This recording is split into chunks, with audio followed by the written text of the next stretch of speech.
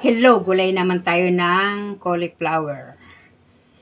Ayan, cauliflower. Lalagyan ko siya ng repolyo. Meron ako ditong tukwa. Meron ako atay. At carrots. Konti. At chicharon. Ayan. Ayan, gagawin ko muna ay kumulo na to. Ayan, kumulo na. Pakulaan ko muna itong cauliflower. Ay, naglulo ko yung aking cellphone. Puno na. Ayan, pakuluan muna natin.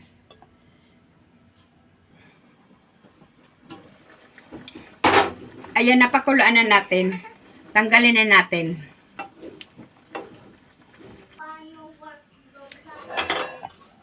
Ito na yung ano natin. Nalaga na.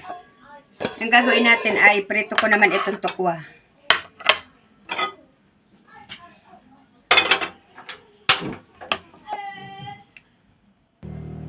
Dito sa kawali, prito natin yung tukwa. Lagyan natin siya ng cornstarch para hindi siya dumikit. Ayan ang cornstarch. Lagay tayong kaunti.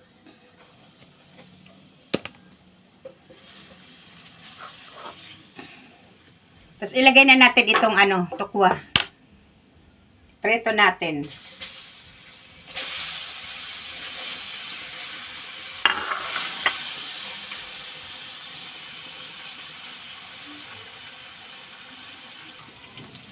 So, nakita niyo yung pinirito ko, buo siya. Lagyan nyo ng cornstarch ang kawali bago kayo magprito, kahit isda. Ganun ang gawin nyo. Ayan, luto na yung ating tukwa. Ito na yung ating tukwa, luto na. Itabi muna natin. Tapos iprito ko itong atay. Binabad ko siya sa kalamansi. Ngayon, iprito ko na itong atay. Putol-putol yung aking video kasi nagluloko ito aking cellphone. Puno na.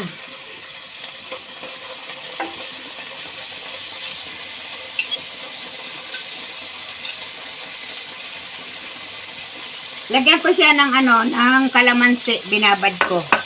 Saka toyo, paminta, kaunting pampalasa. Ayan, natin ito iprito.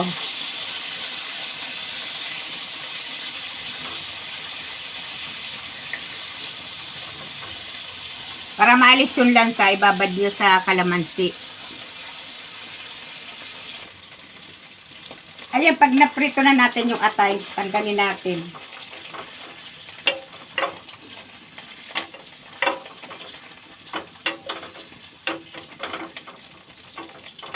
Ilagay na natin itong bawang. Bawang sa sibuyas.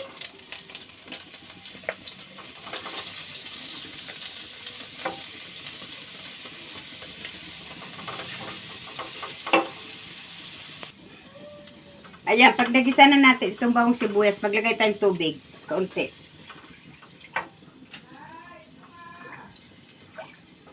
Ayan, nalagyan ko na siya ng pampalapot ng cornstarch. Maglalagay tayo ng paminta. Lagay ko itong oyster sauce. Ayan, nalagyan ko na siya ng tubig, tapos pampalapot. Lagay ko yung oyster sauce. Tapos, paminta. Maglagay tayong kaunting patis. Tapos, ilalagay ko na itong repolyo. Lagay ko itong repolyo. Kasi nga yung cellphone ko, nagputol-putol kasi puno na. Ayan. Lutuin muna natin itong repolyo.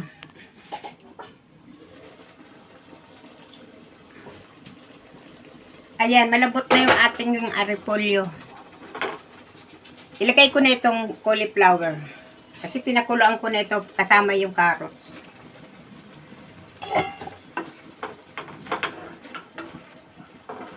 Ito na yung papapakin lang namin. Tapos ilagay ko na itong ibang tukwa. Hindi ko lalahatin. Ilagay ko na rin itong atay.